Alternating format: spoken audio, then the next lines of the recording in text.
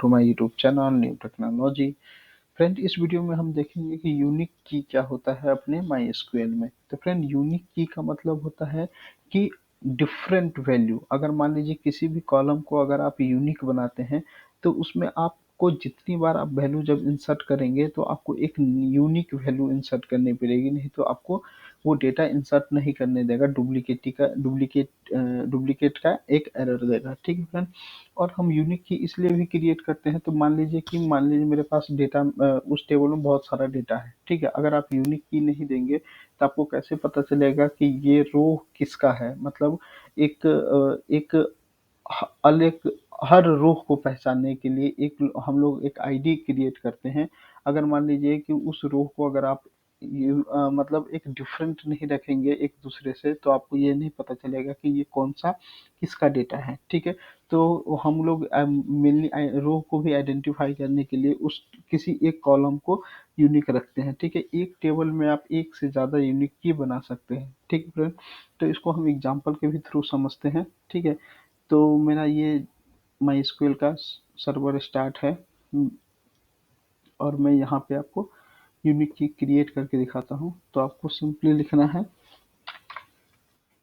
Create table. Table का नाम मैंने दिया पोस्ट,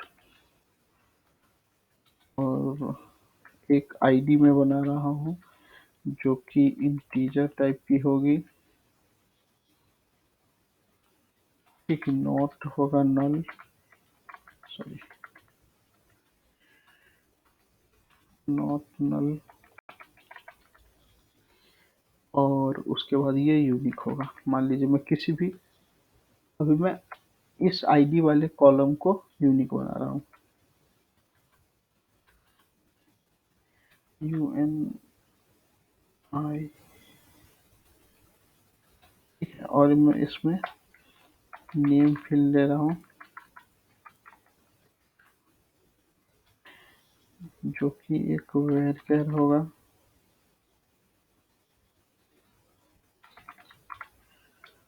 जिसका लेंथ में 1 2 4 देता हूँ।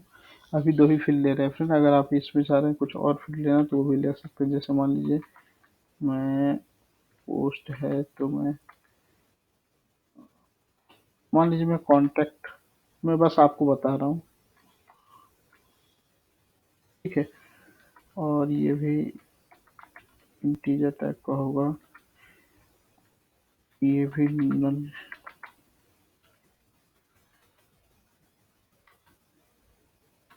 Not null.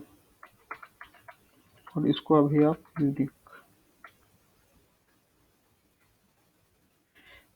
ठीक है। आप एक टेबल में एक से ज़्यादा यूनिक कॉलम बना सकते हैं। ठीक है फ्रेंड। तो मैं दो को, मतलब कॉन्टैक्ट को और आईडी को, ठीक है, यूनिक बना रहा हूँ। जैसे मैं गो किया तो आपको एक टेबल क्रिएट हो गया होगा पोस्ट नाम से। अब मैं जैसे ही इंसर्ट पे जाता हूँ फ्रेंड, और यहाँ से मैं इंसर्ट लिखता हूँ। ठीक है। तो देखिए, मान लीजिए कि मैं 1 किया, नेम में मान लीजिए मैं दिया ब्लॉग, और इसमें दिया कुछ भी वैल्यू मैं इंसर्ट कर रहा हूँ। ठीक है।